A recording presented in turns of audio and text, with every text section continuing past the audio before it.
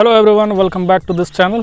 तो दोस्तों, भारत और इंग्लैंड के बीच में जो 5 टेस्ट मैचों की श्रृंखला थी वो 2-2 की बराबरी पर समाप्त हो चुकी है और दोनों ही टीमों ने 2-2 मैच अपने नाम किया। दोस्तों, उस सीरीज़ में जिस गेंदबाज की सबसे अधिक चर्चा की गई वो थे भारत के गेंदबाज मोहम्मद सिराज। मोहम्मद सिराज की अगर हम बात करें तो भारत की ओर से एकमात्र ऐसे तेज़ गेंदबाज थे जिन्होंने इन सारे 5 टेस्ट मैचों को खेला। लगभग 187 ओवर्स की गेंदबाजी की मोहम्मद सिराज ने और भारत के लिए 23 विकेट प्राप्त किए और सबसे ज़्यादा विकेट लेने वाले गेंदबाज थे मोहम्मद सिराज। तो दोस्तों, मोहम्मद सिराज की गेंदबाजी की जब भी बात की जाती है तो वोबल सीम का नाम आता है। वोबल सीम आखिर होता क्या है, आइए इस वीडियो में जानते हैं।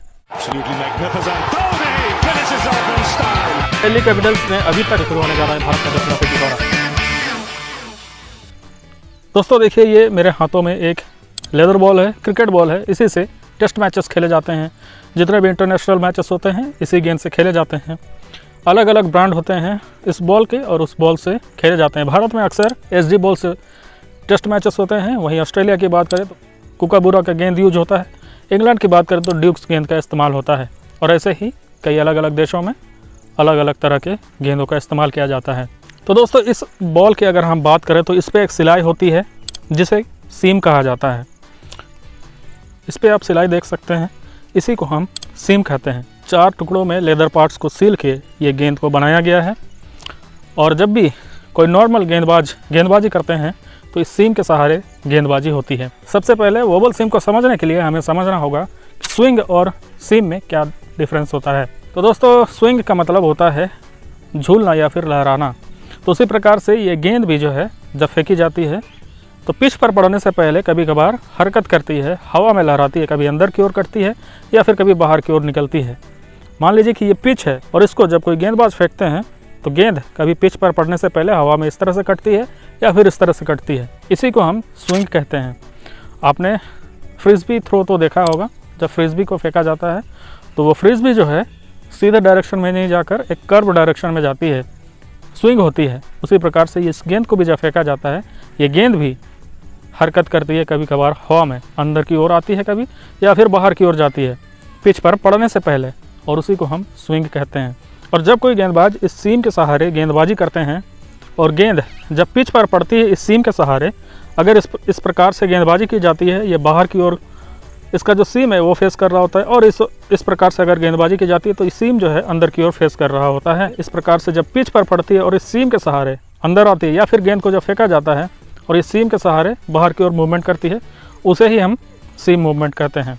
और उसी प्रकार की गेंदबाजी को सीम गेंदबाजी कहा जाता है।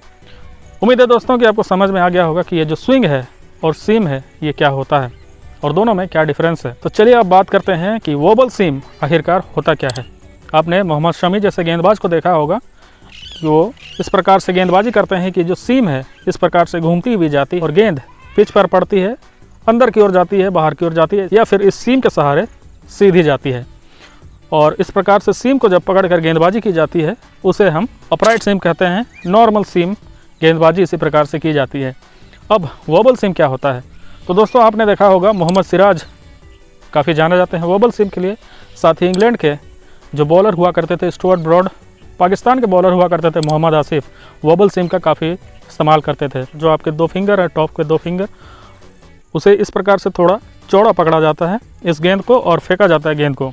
तो इससे होता क्या है कि ये गेंद जो है जिगजैग पैटर्न में मूव करती है। इसकी सीम इस प्रकार से एक बार इस ओर जाती है, एक बार इस ओर जाती है, इस प्रकार से मूव करती हुई जब पिच पर पड़ती है बाहर जाती है या फिर अंदर की ओर आती है, और इसे हम वोबल सीम कहते हैं।